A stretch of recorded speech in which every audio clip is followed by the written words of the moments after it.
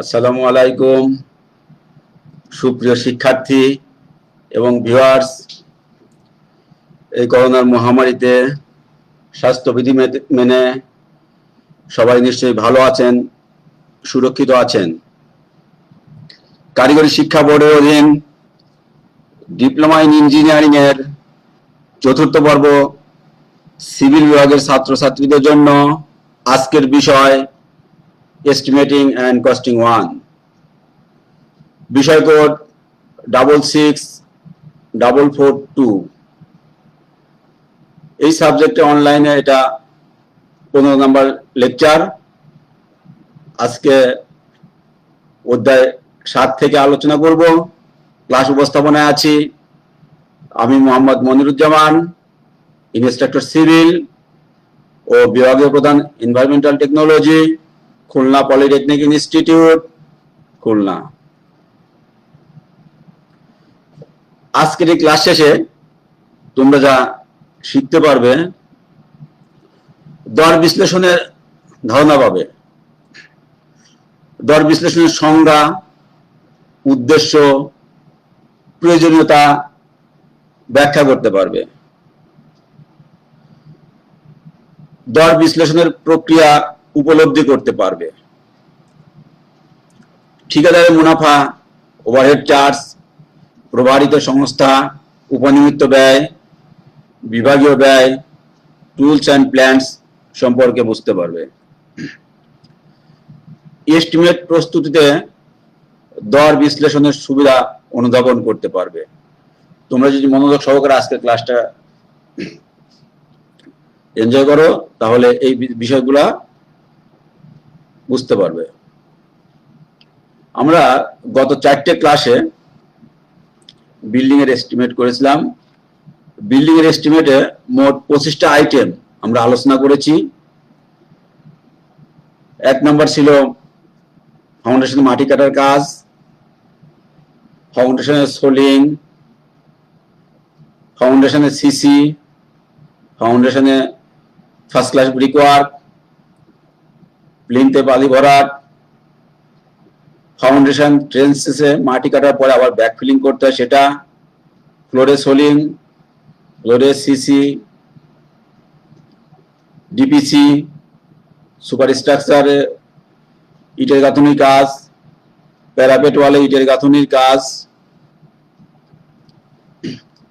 RCC ছাদের কাজ, RCC লিন্টেলের কাজ, আরসিসি সানসেটের কাজ, আরসিসি কোপিং এর কাজ, জল ছাদের কাজ, দরজা জানালার চৌকাঠ, দরজা জানালার পাল্লা, মেঝেতে টাইলস, স্কার্টিং এ টাইলস,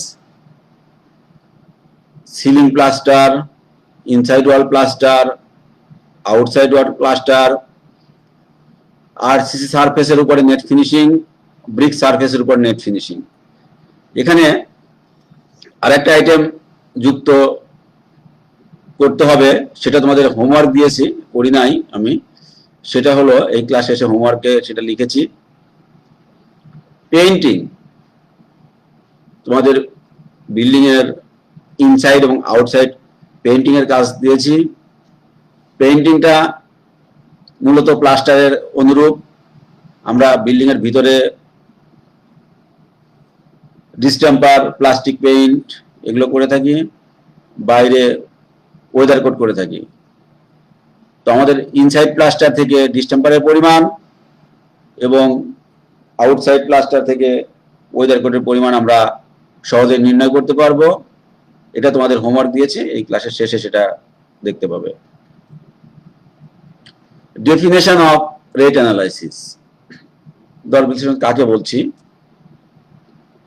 বিনির্দেশ ও বিবরণ অনুসরণ করে কাজের যে কোনো আইটেমের একক পরিমাণ কাজ সম্পাদন করতে প্রয়োজনীয় মাল সামগ্রী, শ্রমিক সংখ্যা, টুলস অ্যান্ড প্ল্যান্টস, পরিদর্শন চার্জ, ঠিকাদারের মুনাফা ইত্যাদি বিস্তারিত পরিমাণ এবং প্রচলিত বাজার দর হতে সঠিক ও যুক্তিসঙ্গত মূল্য নিরূপণ করাকে আমরা বলছি দর বিশ্লেষণ।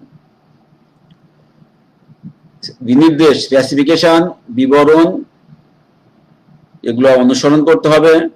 যেভাবে তোমাকে কাজ করতে বলা হবে সেইভাবে, সেই স্পেসিফিকেশন অনুযায়ী কত মালামাল লাগবে, কত শ্রমিক লাগবে, টুলস এন্ড প্ল্যান্স এর জন্য কিরকম খরচ হবে, কাজ পরিদর্শনের জন্য কত টাকা লাগবে, ঠিকাদারের লাভ কত, ভ্যাট কত, ওভারহেড চার্জ কত, এগুলা প্রচলিত বাজার দরে তোমার অ্যানালাইসিস অবশ্যই সঠিক হতে হবে এবং যুক্তিসঙ্গত করা হবে। এইভাবে একক পরিমাণ কাজের মূল্য নির্ণয় করাকে বলা হয় দর বিশ্লেষণ। কোন আইটেমের দর বিশ্লেষণ যে বিষয়গুলোর উপরে নির্ভর করে, প্রথমে হলো মালামাল ও কাজের বিবরণ, বিনির্দেশ, গুণাগুণ, মশলার অনুপাত, নির্মাণ পদ্ধতি। তুমি যদি আরসিসি কাজ করতে চাও তাহলে কাজের বিবরণ থাকবে, তার কি মালামাল, ইটের চিপস ইউজ হবে না পাথরের চিপস ইউজ হবে সেটা জানতে হবে, এবং এগুলো ক্র্যাশিং ভ্যালু কত, কত অনুপাতে ঢালাই করতে হবে, মেথড, কনস্ট্রাকশন মেথড, এই সবগুলো উপরে রেট নির্ভর করবে। মালামালের পরিমাণ ও দর, বিভিন্ন ধরনের শ্রমিক সংখ্যা ও মজুরি।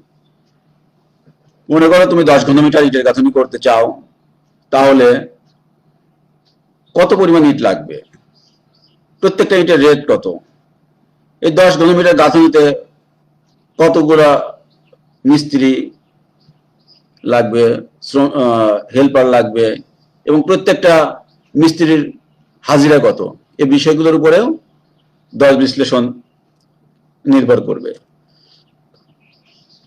কাজের অবস্থান হতে মালামালের উৎস সমূহের দূরত্ব, পরিবহন খরচ, পানির সহজ প্রাপ্যতা।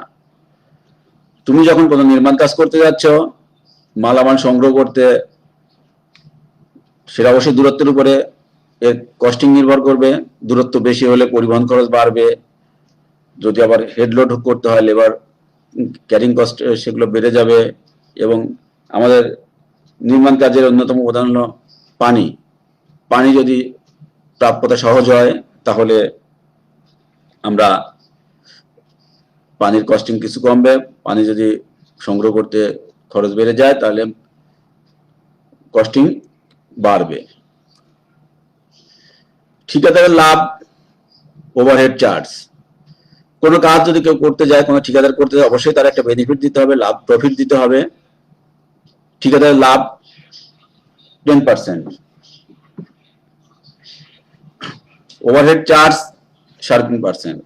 ওভারহেড চার্জ আমরা পরে স্লাইডে ডিটেলস আলোচনা করব।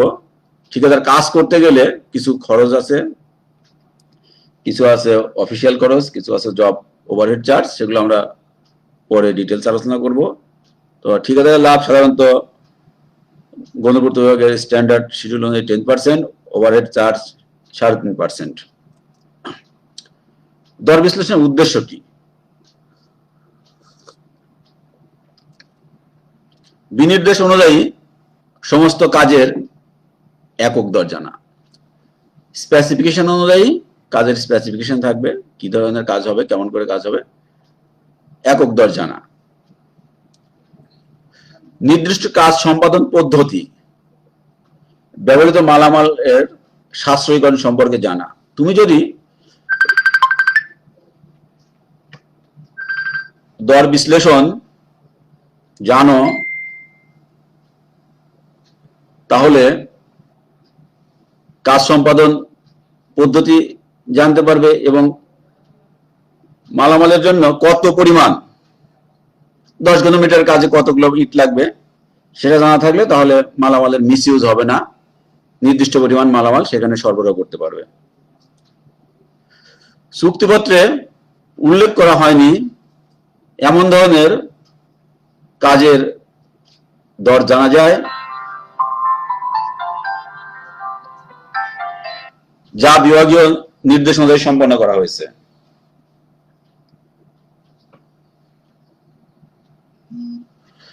যেমন তোমার টেন্ডারে উল্লেখ নাই এরকম কোন কাজের যেতে হচ্ছে, তাহলে রেট কোথায় পাবে? যদি ডিপার্টমেন্টাল ইনস্ট্রাকশন অনুযায়ী হয়ে থাকে তাহলে সেখানে আমরা সেই অ্যানালাইসিস থেকে আমরা রেটটা নিতে পারবো। মালামালের দর বৃদ্ধি পাওয়া এবং শ্রমিক বা কৌশল পরিবর্তনজনিত কারণে শিডিউল পুনর্বিচার পূর্বক সংশোধিত রেট জানা যাবে। কাজ করতে গিয়ে টেন্ডার হয়ে গেছে, কিছুদিন পরে কাজ করবে বা অ্যানালাইসিস করা আছে, ম্যাটেরিয়ালসের দাম বেড়ে গেছে বা শ্রমিক বা কৌশল পরিবর্তনজনিত কারণে আগে যে মেথডে কাজ করার কথা ছিল তুমি কৌশল চেঞ্জ করতেছো, এতে শ্রমিক সংখ্যা কম বেশি হতে পারে। শ্রমিক সংখ্যা কম বা বেশি হলে রেট কম বেশি হবে। তো আমরা যদি অ্যানালাইসিস জানি, সেখান থেকে ম্যাটেরিয়ালস কস্টের রেট চেঞ্জ করে দিয়ে আমরা রেট জানতে পারবো। আবার কৌশল চেঞ্জ করা হলে শ্রমিক সংখ্যা পরিবর্তন করে আমরা সংশোধিত রেট জানতে পারবো। দর বিশ্লেষণের প্রয়োজনীয়তা, উদ্দেশ্য এবং প্রয়োজনীয়তা কাছাকাছি। মাল সামগ্রিক বাজার দরের সঠিক তথ্য জানা যাবে, বিভিন্ন ধরনের শ্রমিকের মজুরি সম্পর্কে ধারণা পাওয়া যাবে, বিভিন্ন ধরনের শ্রমিকের সম্পাদিত কাজের পরিমাণ জানা যাবে, নির্মাণ কাজে ব্যবহৃত যন্ত্রপাতির সম্পাদিত কাজের পরিমাণ ও তার দর জানা যাবে, নির্মাণ কাজ সম্পর্কে ধারণা পাওয়া যাবে। আমরা দর বিশ্লেষণের যদি জানি তাহলে এই বিষয়গুলো, যে সঠিক বাজার দর কত, শ্রমিক মজুরি কত, এক ঘনমিটার কাজ করতে কতগুলো শ্রমিক দরকার হয় সেটা জানতে পারবো, যন্ত্রপাতি কি পরিমাণ যন্ত্রপাতি লাগে তার জন্য খরচ কত হবে, নির্মাণ কাজ সম্পর্কে আমরা অ্যানালাইসিস থেকে ধারণা পাবো। দর বিশ্লেষণ প্রক্রিয়া, কোন নির্দিষ্ট দফার মূল্য পরিশোধের নিমিত্তে একক দর জানার জন্য দর বিশ্লেষণ করা হয়। কোন নির্দিষ্ট দফার মূল্য পরিশোধের নিমিত্তে একক দর জানার জন্য দর বিশ্লেষণ করা হয়। আলাদাভাবে শ্রমিক ও মালামালের হিসাব করে বাজার দরে মূল্য নির্ধারণ করা হয়। পরে একত্রিত করে শ্রমিক মালামালের মোট খরচ নির্ধারণ করা হয়। এই মোট খরচের 10% contractor profit, 3.5% overhead charge, 6.5% VAT একত্রিত করলে কোন দফার একক মূল্য পাওয়া যায়। আমরা এখানে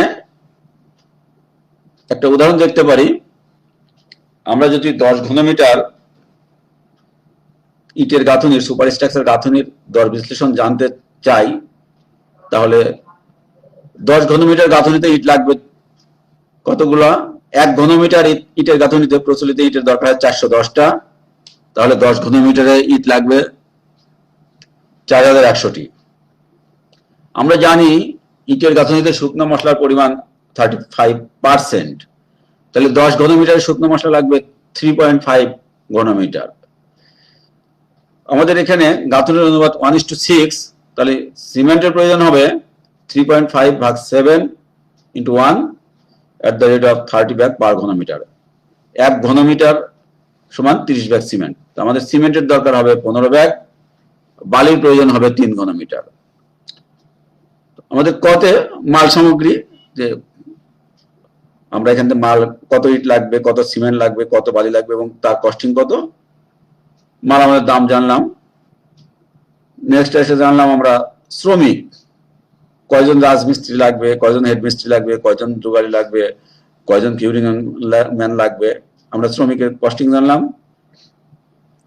টুলস এন্ড প্ল্যান্টস এর জন্য লামসাম কত টাকা লাগবে গাঁথুনিতে আমাদের কুর্নি, বাসলা, প্লাম্বব, কড়াই, বেলচা, কোদাল এগুলো দরকার হয়। এর জন্য 10 ঘনমিটার লামসাম একটা টাকা ধরা থাকবে। যেহেতু সুপার স্ট্রাকচার গাঁথুনি, এখানে স্ক্যাফোল্ডিং এর জন্য একটা কস্টিং আছে। এটা হলো মোট কস্টিং এর উপরে। এর উপরে 10% ঠিকাদারের মুনাফা, 3.5% ওভারহেড চার্জ, 4.5% ভ্যাট যোগ করে 10 ঘনমিটার। এই 10 ঘনমিটারকে 10 দিয়ে ভাগ করলে 1 ঘনমিটারের কস্টিং আমরা জানতে পারি। দর বিশ্লেষণের উপখাত কি কি, সাবহেড কি কি? সাবহেড আমরা দেখলাম উদাহরণ থেকে, মালামালের পরিমাণ ও মূল্য। কোন একটা আইটেমের কাজ করতে গেলে কি পরিমাণ মালামাল দরকার হবে এবং তার কস্টিং কত, এখানে পরিবহন খরচ, বীমা খরচ এর মধ্যে যুক্ত করতে হবে। তারপর লেবার কস্ট দেখলাম উদাহরণ, এখনই দেখলাম উদাহরণ। প্রতি একক কাজের জন্য কতগুলো রাজমিস্ত্রি, যদি কাঠের কাজ হয় তাহলে কার্পেন্টার, হেল্পার, ক্যারিং কুলি, দক্ষ অদক্ষ শ্রমিক, এগুলা খরচ নির্ণয় করা হবে। এরপরে কন্ট্রাক্টর প্রফিট, কন্ট্রাক্টর তার কাজের জন্য 10% মুনাফা পেয়ে থাকে।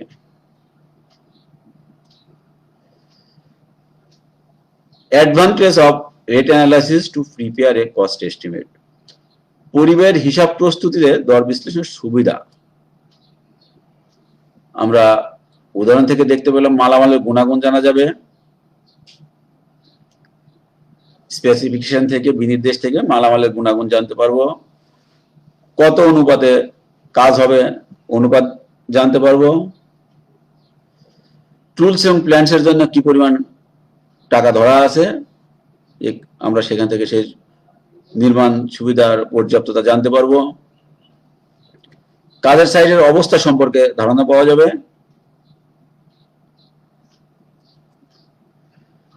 কাজের সাইটে শ্রমিক ও মালামালের পরিবহনের সুবিধা, কত টাকা লেবার ধরা আছে সেখান থেকে আমরা শ্রমিক ও মালামালের কস্টিং জানতে পারবো, রাস্তার অবস্থা ও পরিবহন ব্যয় জানা যাবে, ওভারহেড চার্জ জানতে পারবো, আদার্স এবং কন্ট্রাক্টর প্রফিট সম্পর্কে জানতে পারবো, শ্রমিকদের অভিজ্ঞতা, আমোদ প্রমোদের ব্যবস্থা ধরা আছে কিনা আমরা দর বিশ্লেষণ থেকে জানতে পারবো। সর্বোপরি আমরা যদি দর বিশ্লেষণ জানা থাকে তাহলে কাজটা সঠিকভাবে পরিচালনা করতে সুবিধা হবে। মালামাল, শ্রমিক, আদার্স জিনিসগুলো আমরা জানতে পারবো এবং সঠিক পরিচালনা সম্ভব হবে। কিছু টেকনিক্যাল টার্মস, ডিপার্টমেন্টাল চার্জ কাকে বলছে? প্রকৌশল বিভাগ অন্য কোনো বিভাগের কাজ হাতে নিলে তার জন্য ডিজাইন, পরিকল্পনা, তত্ত্বাবধান ও সংস্থার ব্যয় বাবদ এস্টিমেটেড কস্টের 10 থেকে 15% হারে যে নির্দিষ্ট টাকা ধার্য করে তাই হলো ডিপার্টমেন্টাল চার্জ। আমরা এখানে একটা উদাহরণ দিতে পারি। মনে করো গণপূর্ত বিভাগ তোমার কলেজের একটা বিল্ডিং নির্মাণ করতে চায়, বিল্ডিং নির্মাণের দায়িত্ব দেওয়া হয়েছে, তাহলে গণপূর্ত বিভাগকে ডিজাইন করতে হবে, প্ল্যানিং করতে হবে, তার কনস্ট্রাকশন সুপারভিশন করতে হবে। এর জন্য তোমার বিল্ডিং এর জন্য যে এস্টিমেটেড কস্ট তার 10 থেকে 15% টাকা গণপূর্ত বিভাগকে দিতে হবে, তাহলেই কাজটা তারা করতে পারবে। এই যে 10 থেকে 15% টাকা, এটাই হলো departmental charge. Tools and plants, কোন প্রজেক্ট সম্পাদন করতে কিছু টুলস অ্যান্ড প্ল্যান্টস ক্রয় করা দরকার হয়। এই ব্যয় নির্বাহ করার জন্য এস্টিমেটেড কস্টের 1 থেকে 1.5% খরচ ধার্য করা হয়। তবে সাধারণত এইসব কাজের জন্য ঠিকাদার এই যন্ত্রপাতি থাকে, তারা নিজেরাই তার নিজের যন্ত্রপাতি ব্যবহার করে কাজ সম্পাদন করে থাকে। ওয়ার্কস আর্স এস্টাবলিশমেন্ট, প্রভারিত সংস্থা। প্রকল্পের নির্দিষ্ট কাজের নির্বাহ বা তাৎক্ষণিক কারিগরি তত্ত্বাবধানে অথবা সংশ্লিষ্ট ভান্ডার বা যন্ত্রপাতি রক্ষণে নিয়োজিত অস্থায়ী সংস্থাকে প্রভারিত সংস্থা বলে। কোনো প্রকল্প চালাইতে গেলে কিছু অস্থায়ী সংস্থা যেটা কাজ করবে, কিছু লোকজন নিয়োগ করবে, সেগুলোকে বলা হবে প্রভারিত সংস্থা।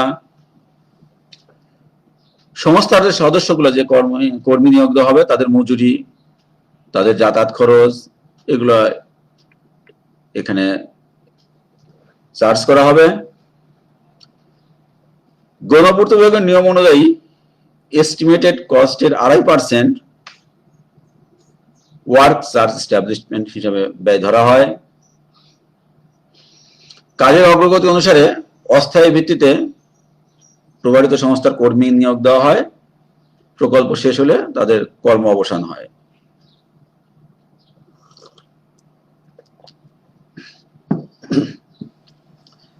কন্টিজেন্সি, উপনিমিত্ত ব্যয়। এস্টিমেট তৈরি করার সময় যে সমস্ত আনুষঙ্গিক খরচ ঠিক মতো জানা যায়নি, সে সমস্ত অদৃষ্টপূর্বক ব্যয় নির্বাহনের জন্য এস্টিমেট কস্টের 5% হিসাবে ধরে রাখা হয়। কাজ করতে গেলে আকস্মিক কিছু ব্যয় হতে পারে, সেগুলো ব্যয় মেটানোর জন্য কিছু টাকা ধরা হয়। যেগুলো জানা যায় সেটা হতেও পারে, নাও হতে পারে, তো এখানে কিছু টাকা রাখা হয়। সেই টাকাটার পরিমাণ 5%। সেই ব্যয়টাকে উপনিমিত্ত ব্যয় বা কন্টিজেন্সি বলা হয়। ঠিকাদারের মুনাফা কাকে বলছে? Contractor profit. দর বিশ্লেষণের সময় প্রতিটি দফার উপর ঠিকাদারের জন্য একটি নির্দিষ্ট হারে মুনাফার পরিমাণ ধরা হয়, যা ঠিকাদারের লাভ্যাংশ হিসেবে বিবেচনা করা হয়। একে ঠিকাদারের মুনাফা বলে। ঠিকাদারের মুনাফা সাধারণত 10% ধরা হয়। ওভারহেড চার্জ, এর আগে কয়েকবার এই টার্মটা আমাদের সামনে এসেছে। ওভারহেড চার্জ বলেছি, পরে আলোচনা করব, সেটা আলোচনা করছি। নির্মাণ কাজ পরিদর্শন ও পরিচালনার জন্য ঠিকাদারের বিভিন্ন ব্যয় হয়ে থাকে। উক্ত ব্যয় মেটানোর জন্য দর বিশ্লেষণের সময় নির্দিষ্ট হারে প্রতিটি দফার উপরে কিছু টাকা বরাদ্দ রাখা হয়। একে ওভারহেড চার্জ বলে। যখন কাজ করবে কন্ট্রাক্টর, তখন বিভিন্ন রকম ব্যয় হয়। তার সুপারভিশন, ডাক খরচ, টেলিফোন খরচ, এগুলোর ব্যয় হয়। প্রত্যেকটা আইটেমের উপরেই কিছু টাকা বরাদ্দ রাখা হয়। এই 3.5%, প্রত্যেকটা আইটেমে 3.5% ওভারহেড চার্জ ধরে রাখা হয়। এটা শ্রমিক ও মালামালের মোট খরচের উপরে ধরা হবে। এটাকে বলা হচ্ছে ওভারহেড চার্জ। ওভারহেড চার্জ দুই ধরনের, একটা হলো সাধারণ ওভারহেড চার্জ, একটা হলো জব ওভারহেড চার্জ। সাধারণ ওভারহেড চার্জের মধ্যে আসবে অফিস খরচ, স্টেশনারি, প্রিন্টিং, ডাক খরচ, যাতায়াত খরচ, টেলিফোন খরচ, ভাড়া। আর জব ওভারহেডের মধ্যে আসবে সুপারভিশন, মালামাল handling, tools and plants repair, carrying, depreciation, শ্রমিকদের আমোদ প্রমোদ, শ্রমিকদের ক্ষতিপূরণ ইন্স্যুরেন্স, মূলধনের উপর লাভ, অগ্রিমের উপর ক্ষতি। আমাদের একটা উদাহরণ নিতে পারি দর বিশ্লেষণের। প্রচলিত বাজার দরে 1:6 অনুপাতে সুপারস্ট্রাকচার গাঁথুনিতে 10 ঘনমিটার গাঁথুনির দর বিশ্লেষণ করতে হবে। আমাদের কাজের পরিমাণ হলো 10 ঘনমিটার।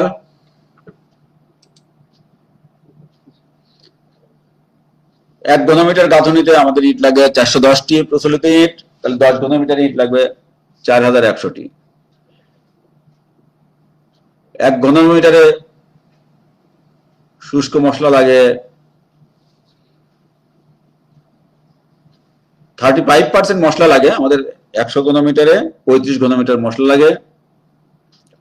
10 ঘনমিটার লাগবে 3.5 ঘনমিটার। সিমেন্টের পরিমাণ আমাদের অনুপাত হলো 7। ড্রাই ভলিউমকে আমরা অনুপাত দিয়ে ভাগ করব এবং সিমেন্টের রেশিও যেহেতু 1 দ্বারা গুণ করব। এটা এত ঘনমিটার, একটু ব্যাগে নিয়ে 30 দ্বারা গুণ করলে আমরা 15 ব্যাগ সিমেন্টের প্রয়োজন হবে। বালির পরিমাণ ড্রাই ভলিউমকে আমরা অনুপাতের যোগফল দিয়ে ভাগ করব, সিমেন্টের রেশিও দ্বারা গুণ করলে বালির পরিমাণ পেলাম। এটা হলো আমাদের পরিমাণ আমরা হিসাব করে নিলাম। এখন আমাদের এর আগে প্রসেসে দেখলাম যে মালামাল, শ্রম, বিবিধ, তারপরে কন্ট্রাক্টর প্রফিট।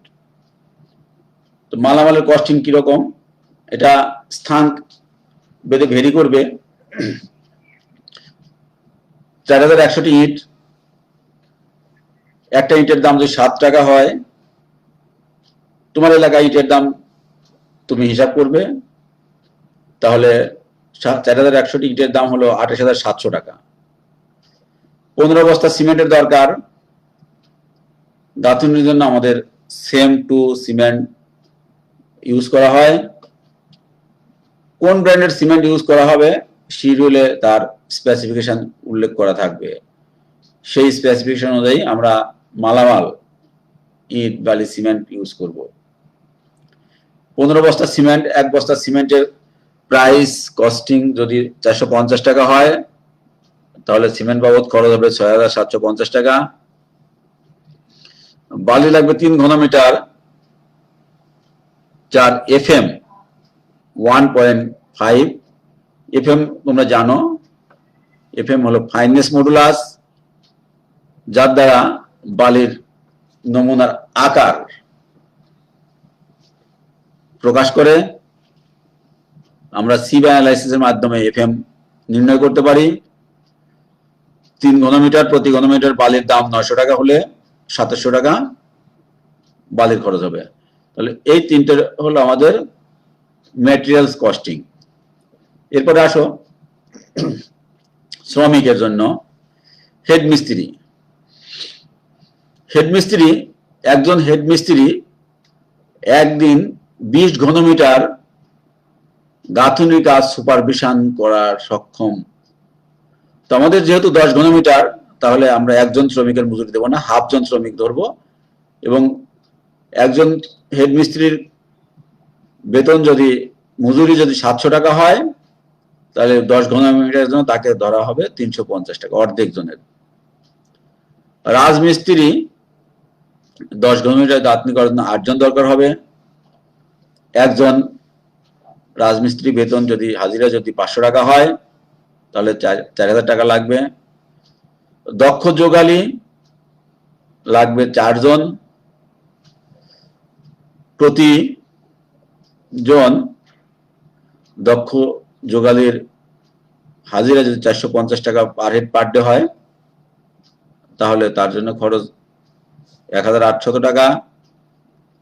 যোগালী গাঁথনি করার জন্য ইট, বালি এগুলো সরবরাহ করবে, ক্যারিং করবে, এর জন্য 10 জন হেল্পার লাগবে, আনস্কিল লেবার। তাদের বেতন 400 টাকা হলে পার হেড পার ডে 4000 টাকা।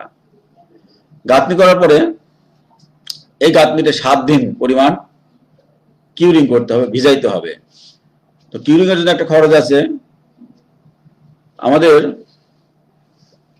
একজন কিউরিং ম্যান, শ্রমিক 40 ঘনমিটার গাঁথনি প্রতিদিন ভিজাইতে পারবে।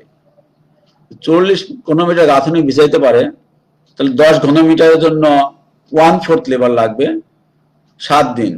এখানে 1.75 রাউন্ড ফিগারে 2 জনের কস্টিং ধরা হয়েছে। একজন বেতন যদি 400 টাকা হয় তাহলে 2 জনের বেতন 800 টাকা। এটা নিশ্চয়ই বুঝতে পেরেছো। 7 দিনের জন্য 0.25 লেবার, তাহলে 40 ঘনমিটারের জন্য একজন করে হয়, তাকে 10 হলে 4 ভাগের 1 ভাগ। গাঁথনির জন্য আমাদের দরকার বাসলা, কর্নি, প্লাম্বব, কড়াই, বেলচা, কোদাল, এই জিনিসগুলো দরকার। এর জন্য একটা কস্টিং লামসাম 200 টাকা। যেহেতু সুপার স্ট্রাকচার গাঁথনি, এটা মাচার উপরে কাজ করা লাগবে, তার জন্য লামসাম 200 টাকা। 49,500 টাকা টোটাল কস্টিং। তো মোট খরচের উপর ঠিকাদারের মুনাফা 10%, 4,950 টাকা। ওভারহেড চার্জ 3.5%, 1,732 টাকা 50 পয়সা। 4.5% ভ্যাট, 2,227 টাকা 50 পয়সা। এই 58,410 টাকা আমাদের 10 ঘনমিটারের জন্য খরচ হবে। তাহলে আমরা 1 ঘনমিটারের জন্য খরচ, এটাকে আমরা 10 দিয়ে ভাগ করলে 5,841 টাকা প্রতি ঘনমিটারের জন্য ইটের গাঁথনিতে খরচ পড়বে। এখানে তোমাদের লেবার সংখ্যা, কোন কাজের জন্য কি পরিমাণ লেবার লাগে এটা মুখস্থ রাখতে হবে, এবং মালামালের হিসাব আমরা নিয়ম অনুযায়ী বের করব।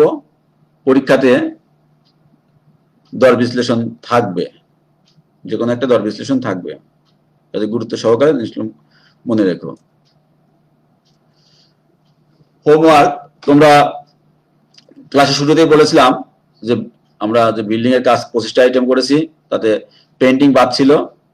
তোমরা ডিস্টেম্পার ইনসাইডে এবং আউটসাইডে ওয়েদার কোডের তোমাদের যে ড্রয়িং নিয়ে কাজ করছো সেখান থেকে করে ক্লাস টিচারকে জমা দেবে।